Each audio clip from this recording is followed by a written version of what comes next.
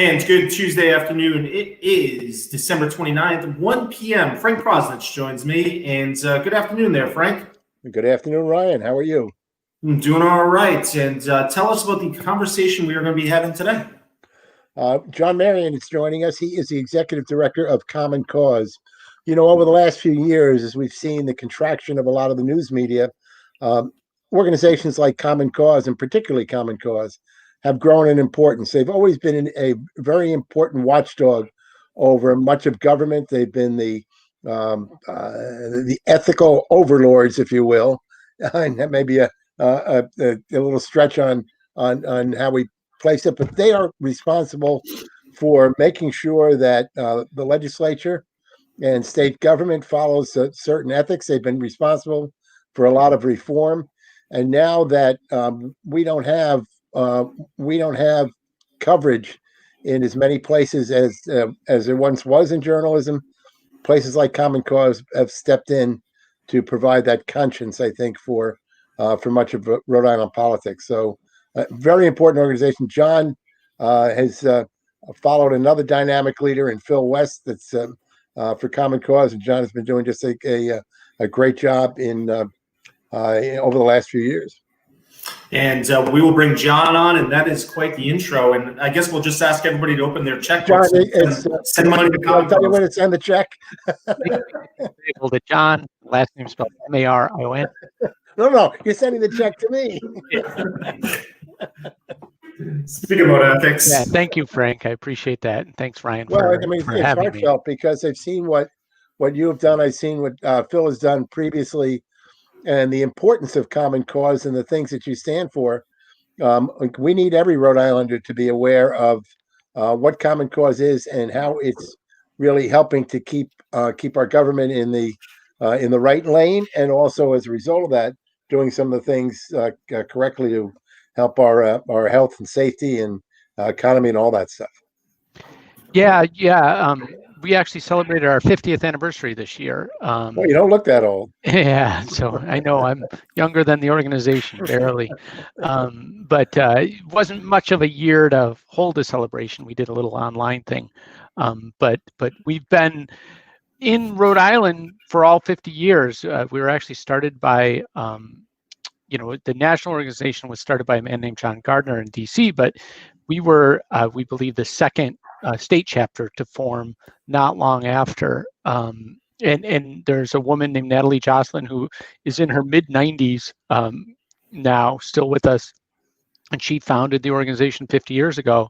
And it's been here ever since, trying to fill that role of watchdog and reformer that is really necessary in Rhode Island. Yeah, there's our website. And what reform is, has changed a little bit. We've had sort of periods where we've focused very closely on ethics. Lately we've been focused more on elections because, quite frankly, the best way to hold government accountable is at the ballot box. And if people can't get to the ballot box, then they can't hold government accountable. So we spent much of 2020 trying to make sure that the people who run our elections, we're going to run them in a way that people had access to the ballot. And, we were pretty successful as a state in that respect. In November, we had highest turnout in more than 50 years, I think since the 1964 election. And about 30% of people voted by mail and 30% of people voted early, and the remainder voted on election day. And, people got to vote in a way that they felt safe and comfortable in the middle of a pandemic. So we were really pleased. So, it's an important organization. I'm just happy to be the steward. John, we've heard mail-in ballots have taken a beating verbally around the country, and yet have been responsible for a large voter turnout in a year when so many people are hindered by this pandemic. What's your experience, and what do you hear from other Common Cause organizations around the country? Has this been a safe way to vote? Has there been a lot of election fraud? Yeah, so mail-in ballots were sort of in vogue out west. We have a strong chapter in Colorado, and that chapter was responsible for the sort of landmark law about 10 years ago that moved Colorado to primarily voting by mail. And that gave us a good perspective on the value of mail ballots and how best to run a system using mail ballots. And really, it wasn't until 2020 that mail ballots sort of became a partisan thing, right? They were actually historically seen as leaning Republican because they were used by older voters, more rural voters, and those voters tended to lean Republican. It was, urban city dwellers who tended to vote more in person. And then, the current or the presidential election that is passed, not still ongoing, sort of polarized the use of mail ballots and the mode of how people voted. So the president, came out loud saying mail ballots were all fraudulent, and people believed it. And it's kind of ridiculous because they were saying like mail ballots are fraudulent and absentee ballots are okay. There's no difference, right? They're the same ballot by a different name. So it was really just sort of a kind of a card trick that they're pulling on people, relabeling them as some sort of illegitimate ballot. As I said, like about 30% of Rhode Islanders used one successfully in November. It seemed to go well. There were no reported cases of fraud, both in Rhode Island and for the most part nationally. There have been a few isolated incidents of people casting mail ballots in other people's names, and they're being prosecuted. Ironically, most of them are voters who voted for the president. I think 2 cases in Pennsylvania of voters who voted for the president using mail ballots. There was, I think, that weren't theirs. A dead woman voted, and I think there was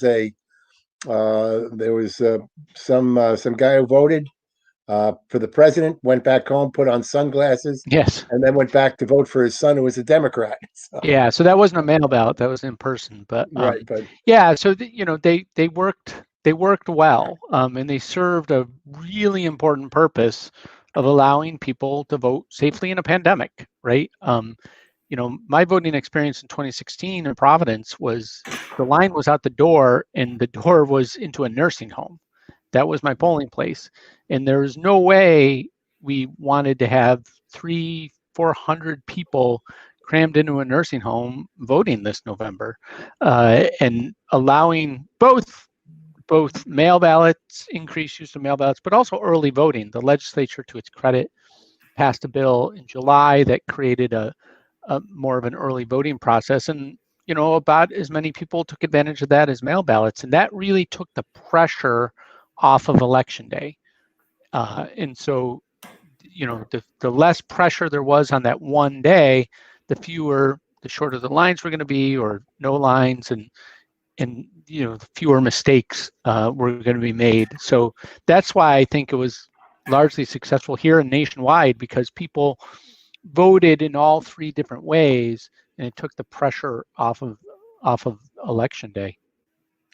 John, I think our biggest surprise in the election, presumably a surprise, was the defeat of Nicholas Mattiello in Cranston, and therefore meaning a change in the speaker's position, arguably the most powerful position in state government, and Joseph Shekarchi.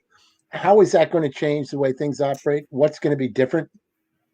Yeah, and it was a pretty big upset. I think I've seen the report. It wasn't, I think it was 1906 or 1908 was the last time a sitting Speaker of the House in Rhode Island lost their reelection. So it's significant. It doesn't happen in many states because typically they use the advantages of their incumbency to kind of protect themselves from challenges. So they use redistricting and whatever tools they have to give themselves safe districts. So it caught up with Speaker Mattiello. He had a couple of challenges by Steve Frias over the years, and then Barbara Ann Fenton-Fung finally took him down. It's just worth noting his district was one of the most Republican districts held by a Democrat in the state. So it's not necessarily a surprise if you look at the underlying, partisanship of the district. But, what's likely to change, it remains to be seen. The new speaker-elect, I guess you call him, Joe Shikarchi, has promised to be a little more open and give his committee chairs a little more power. But there's this life cycle of speakers of the House. They tend to come in as reformers, and then they tend to leave as scoundrels. And I'm not prejudging him. I'm just saying, once you get into that office, there's this tendency to hold power close. And I think it's human nature. You're not going to give up power unilaterally. It's going to be taken from you. And he is saying he's going to kind of share some of his power among members of his caucus, but it remains to be seen what that's going to look like and whether that ultimately really happens. It would be great if it did. So we're likely to see a pretty significant turnover in committee chairs, I would think. Yeah. So the Senate has named their chairs. The House hasn't. But yes, I think you're going to see some committee chair shift. And he'll reward loyalists, so to speak. And the caucus is moving to the left, just like it is in the Senate. So progressives won. They made bigger gains in the Senate, but they won some gains in the House. And so you would expect, as progressives gain strength, they're going to get some of the fruits of gaining power, which is going to be things like committee chairs. The majority leader, Chris Blazejewski, is significantly left on the issues to his predecessors. And so, we're going to see this gradual move. So here's my left hand, right, to the on Zoom. It's a little hard here. To the left of the House and Senate, because there's an organized effort by a number of progressive groups to elect members who have more left-leaning positions than the average historically. But it's worth noting Rhode Island is historically conservative for Democrats. The party largely has the term that's used is called realigned. It largely realigned post 1965 when LBJ signed the Voting Rights Act and the Civil Rights Act, and famously said, I'm giving the South to the Republican Party for the next generation. The party in most parts of the country has moved left, the Democrats, and the Republicans have moved significantly right, and we're starting to see that realignment happen more in Rhode Island. What this past year was certainly an odd one with the coronavirus, strange by the fact that the legislature hardly met, and that all the power really rested in the governor's office or in the governor herself. Was there a reason that the legislature wasn't able to meet? So there are some outstanding questions about like their ability to meet, right? So there's this question of, do they have to physically meet in person, and if so, where? So given we're on Up Newport, the state capitol used to rotate. There was one capitol in each of the 6 counties in Rhode Island, and when they fixed the capitol, when they built the current building over 100 years ago, they put in the state constitution that that the General Assembly shall meet in Providence, and it shall be called into session by the senior member from Newport. And that was a concession to the fact that Newport would no longer have a capital. And so the senior member from Newport in the House and the senior member Newport from the Senate will be the person who gavels in the General Assembly next week. some have suggested that the language in the state constitution that says they have to meet in Providence means they have to physically meet. I have not seen a real sort of constitutional analysis of that. I know that other states have their state legislatures have met virtually as a whole, but it's specific to each state's constitution. I would love to see an analysis that explains to the public like why they think they have to meet in person. I think they believe, meaning the leadership of the House and the Senate, that they have to meet in person per the Constitution. If they're right, fine. They seem to be making accommodations to try to do that with the Senate at Rhode Island College and the House at the Veterans Memorial Auditorium. But I'm not convinced they have to meet in person yet. To your question, the pandemic lockdown hit, and they've only really met 3 times. Once in June, briefly, once in July, briefly, and then a few weeks ago to do the budget finally. And they really sort of haven't figured out exactly how they're going to meet in 2021, at least that they've explained to the public. So we don't know, are committees going to be online? How are people going to testify and so forth?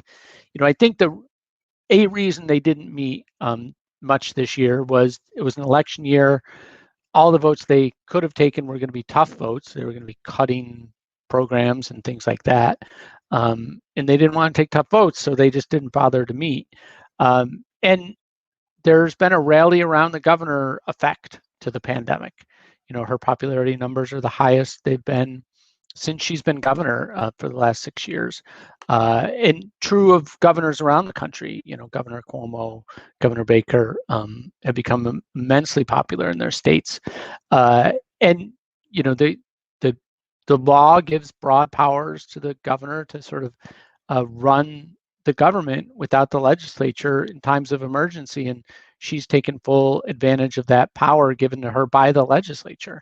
And they've been happy to cede that power, which is a little bit of a mystery because, historically, the branches of government are jealous of their prerogatives. And it's the legislature's prerogative to change laws, but the governor's been doing it by executive order.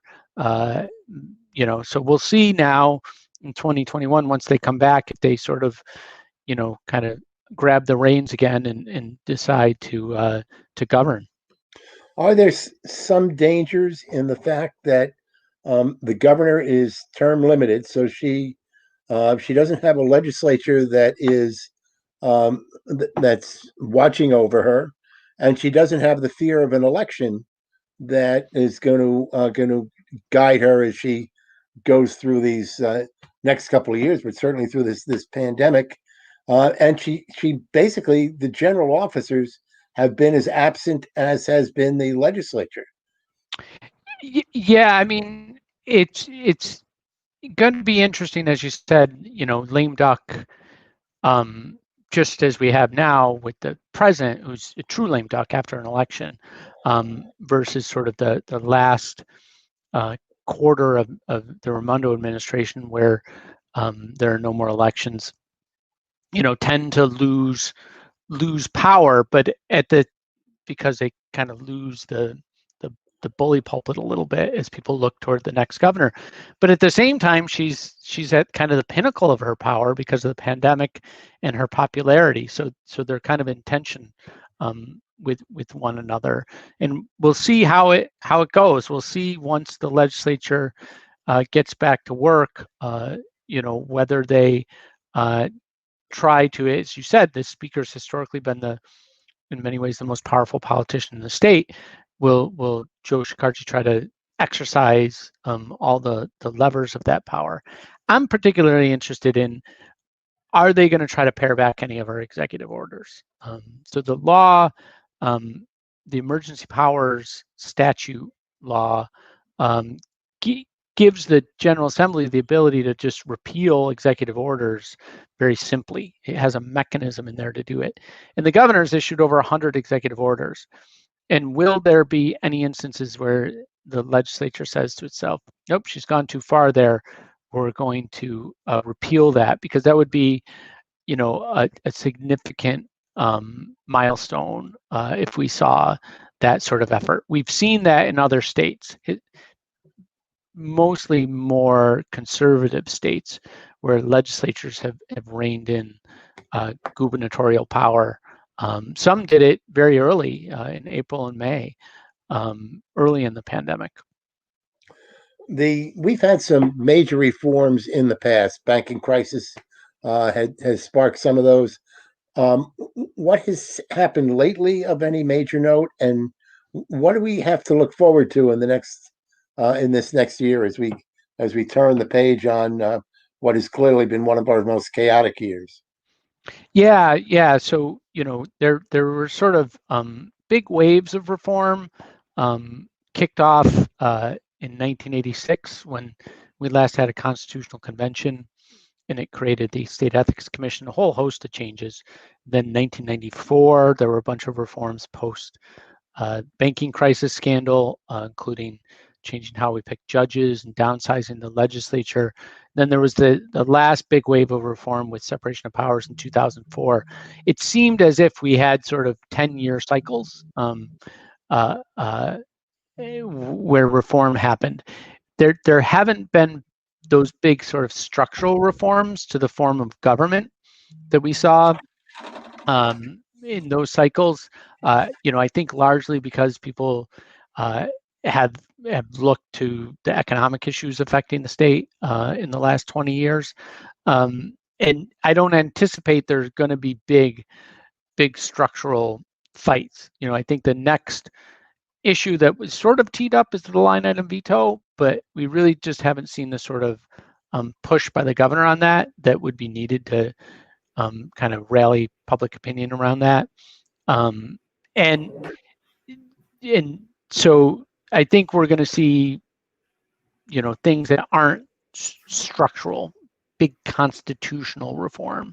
I think you're going to see things that have grown out of the pandemic. So I talked about elections. A lot of the changes to make it more convenient to vote during the pandemic go away once the pandemic is over. And so there's going to be an effort on our part to kind of make some changes to the election law to continue to make it voting accessible. There's going to be changes to public meetings. So other than the legislature, every city council and planning board and school board has moved online. And I think there's going to be demand to keep some of that online. And so we'll see things like that. Perhaps the big structural change will be there'll be an appetite to rein in or at least better define the emergency powers of the governor. I haven't seen that emerging yet as an issue, but in this state, but I have in other states where there's this sort of moment to say, well, let's reflect on the balance of power during a state of emergency and maybe rebalance it. But I would expect some, there will be some effort to rein in the executive's power that way. Do you think line item veto is dead at this point? I wouldn't say it's. Somebody will introduce it, but it's going to take a big popular movement to get a reform of that magnitude. And honestly, I think the governor has talked somewhat of a big game about it, but hasn't put any political capital behind it. Never really kind of barnstormed the state the way she did for roadworks or the way she did for pension reform when she was treasurer. And that's what it takes. It takes either one of the general officers or someone else who sort of owns the reform, so to speak, in the policy space to be its champion. And she's, as I said, in her budget address last year, she said this is a priority, but she didn't really have a chance to follow that up with her actions because of the pandemic. And I don't anticipate it'll be a big issue going forward. Do you anticipate any reforms or movement as a result of the Black Lives Matter movement? That's interesting. There was, unlike other states, so Massachusetts passed a very big police reform bill, although Charlie Baker, I think, vetoed it. In Rhode Island, they created a study commission, but they put somebody in charge of the study commission who lost his reelection, Senator Metz. So, to what degree there's momentum that carries over in his absence, I don't know. That said, there's this wave of progressive legislators for whom this was an issue they campaigned on, and they're going to demand some level of reform. But that's not going to be easy in a state where, honestly, the police unions are particularly strong, among the strongest in the country. So, I think it'll be an issue. There'll be bills put in. The fate of those bills remains unknown. I certainly think the energy has dissipated to some degree, as things tend to. All issues, tend to kind of ebb and flow. But hopefully, the study commission, it wasn't just an effort to bury the issue, as often it is when they appoint these study commissions. Hopefully, they come out with something that people agree with and can lead to some needed reform. One of the things that Shikarchi brings to his position is probably the most robust campaign fund of anybody at the State House. Somewhere's north of $1.1 million that he has in his campaign election fund. Do you see in this next legislative session any effort at campaign finance reform?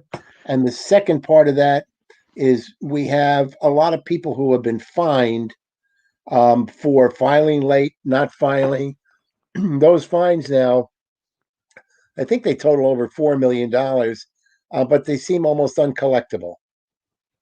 Yeah, so for the thing that I think will have the impact, if anything, isn't that the new speaker has such a big war chest, which is extraordinary. So people should know, like, state legislators usually have thousands or maybe a few tens of thousands of dollars in their war chest. He has, $1 million, which is more than I think any of the general officers have at the moment.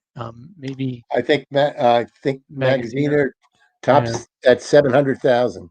Yeah, so it's an extraordinary amount, far more than would ever be needed to run a campaign for a state legislative seat. So it's clearly, he raises money for other purposes other than his reelection, which is to build power, so he can, re-gift that money $1,000 at a time to colleagues, and that's a source of power. What I would anticipate, if there's going to be change, it's going to be because of the verdict in the Jeff Britt trial. So people know that, former campaign aide to Speaker Mattiello was tried by the Attorney General for money laundering and making a straw donation, and he was acquitted. And the judge said, Judge Procaccini, I think it was Judge Procaccini, said that the state's money laundering statute was unconstitutional. So I would anticipate there will be an attempt to revise that law based on that decision and bring it into compliance with the Constitution, at least in that judge's view. And I would think that would come out of the Attorney General's office, and that there may be attempts to sort of tighten up some campaign finance stuff based on the experience with Mattiello, making it clearer about straw donations. There's also a big loophole, kind of a loophole, dealing with in-kind contributions that needs to be closed. The Board of Elections basically has refused to enforce the law on in-kind contributions, and that needs to be further clarified in the law so that they'll do that. Those are contributions, non-cash contributions of some sort of goods or services to campaigns. I don't think there's going to be this sort of broad sweeping, campaign finance reforms we saw in the early 90s, in large part because the Supreme Court, U.S. Supreme Court, has made that very, very difficult to do anything else more than Rhode Island has done. Comparatively, our campaign finance laws are actually quite strong. Our contribution limits are some of the lowest in the nation at $1,000 a year. We have some of the more rigorous reporting requirements. So the hope is, we kind of keep those strong and close some loopholes.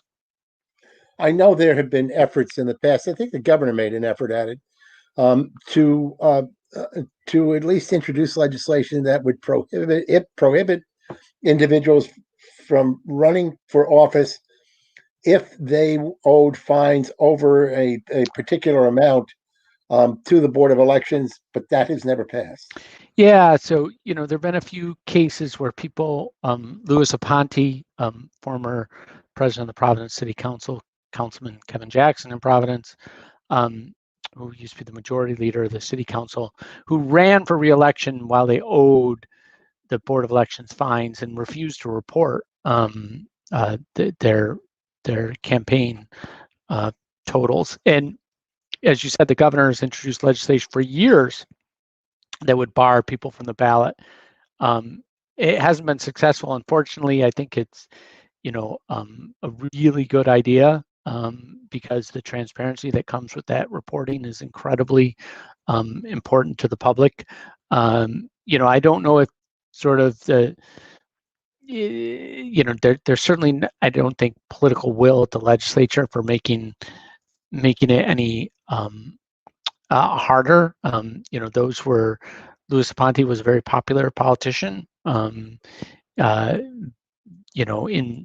in the city of Providence, and had a lot of friends in the legislature who probably don't want to do that. But it could be a really important reform if we could ever achieve it.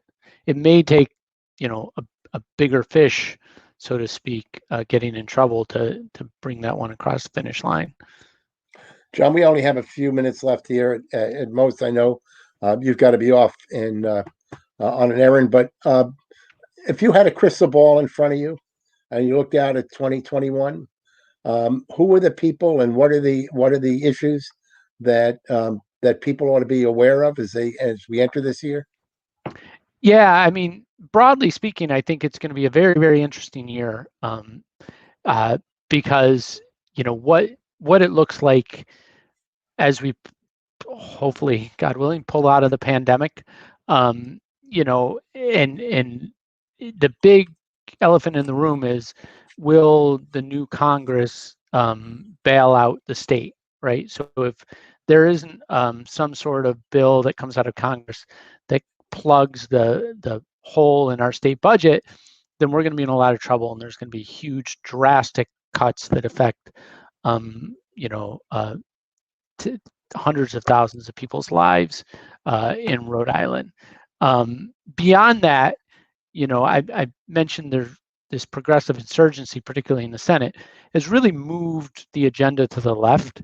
I think we're going to see marijuana legalization because of the desire to get the revenue for the state budget, and that'll be a pretty dramatic change.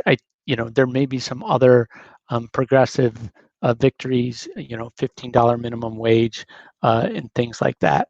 But as I was saying earlier, the most interesting thing to me isn't going to be the issues that existed before the pandemic. It's going to be the issues that emerged out of the pandemic, the governor's emergency powers and the limits on those potentially, how just sort of lessons learned from the pandemic about how we govern ourselves. So my area is elections and open meetings and stuff, but things like, to-go alcohol sales, right? A lot of bars and restaurants are surviving right now because you can take a mixed drink to go. Is that sort of deregulatory attitude going to prevail once the pandemic's over? Or will sort of the vested interests that existed pre-pandemic to prevent that, will they reassert themselves? So alcohol regulation is just a fascinating one to me. Sort of, the fact that chain stores can't sell alcohol, and the limits that have existed on breweries to sell direct to consumers and stuff like that, where it's highly regulated, and some of it was deregulated. And also, right, it said you can't own more than one liquor store, right? Yeah, and that wasn't waived during the pandemic, but some of these, and it's not just it's not just alcohol, but in lots of areas where there's a lot of regulation, things just with the magic wand of an executive order, the governor has changed. And so I think there's going to be furious fights over what to keep and what to scrap from those lessons learned. It's really the pandemic has been a big natural experiment in trying out different public policies that probably without the pandemic never would have been adopted. And so, what are the results of that experiment is what I'm so curious about just as a citizen. Setting aside our issues at Common Cause, it's very, very interesting to see, like, okay, what's gonna live out of this lesson, because it's affected virtually every industry. Telemedicine, there is a huge lobbying fight occurring behind the scenes to preserve the reimbursement for telemedicine. And the medical industry is a huge special interest in the state, in every state, and there are billions of dollars at stake. And so there's going to be a lot of lobbying on some very interesting issues because of this pandemic, and hopefully we emerge better, right? I think telemedicine is a good example. Some people have found it, there's some advantages to telemedicine for people to gain access to medical care, and so we should learn and preserve the good and discard what didn't work. John, we've got lots to talk about. We could go on Yes. for hours, but we're going to do this again and measure things as we go along in this. One other issue is the what happens to Care New England and Lifespan and South County Hospital and that whole system. But I want to thank you. It's great to have you on this morning or this afternoon. This is afternoon. Yep, it's afternoon. It's afternoon. It's almost sunset. Yeah, there you go. No, thank you for having me, Frank, and thank you to Ryan also for having us on What's Up Newport. Well, it's Common Cause is a great group. You do a great job. We appreciate everything that you and Common Cause does. And just a plug, if you're looking to keep the organization alive, visit the website. Maybe you want to make a contribution. Yep, year's almost over, so it's a good time to contribute. Thank you. Thank you. All right, John. Thank you very much. All right, Mr. Proslitz, that is going to do it for this conversation here today. But we are just packing it in before the year end here. One of the things next time we have him on is just a side thought is to talk about I don't think many people realize there is going to be a special election come March. And just wondering what the referendum. And here's what I hope we can do. I was looking at that this morning, and I'm hoping that we can. There are 7 different bond issues. statewide bond issues, and who knows how many communities are going to want to tack on to that, and go, because if you run a separate election, it costs you more money. So they may want to save money by hooking on with that, with the referendum on March 2nd, I believe is the date. And traditionally in Rhode Island, we have been very generous in passing a lot of these. I think it's $140 million or something like that. No, I'm sorry. I think it's is it 400 million? Maybe. I don't know. I'm probably wrong on my numbers, but I hope that what we can do is to be able to take a look at each one of these bond issues, what they are, how the local communities are impacted by them, and if there's a pro and a con to each, to get those people on. But really hope that we do that. Excellent. Before I went on my little thought there, we will be joined by let's see, today's Tuesday, so on Thursday, I will continue our author series. That's right. We have, if I can find my notes here, I think it's my notes. Oh wait, my notes are here. Are not We here. have Julian on Thursday at 11:30. Right. And then next week we'll have Corey Dean, who former finance former what was she? Former she was an editor at the New York Times, and she will be on. She is also a lecturer at Brown. I think writer in residence at Brown. So a couple of good interviews coming up. A lot more. Looking at some poets along the way. So we'll have some fun. Those have been really fun, the author interviews. Excellent. Well, that's what I get for trying to improv here at the end. All right, That's Frank. okay.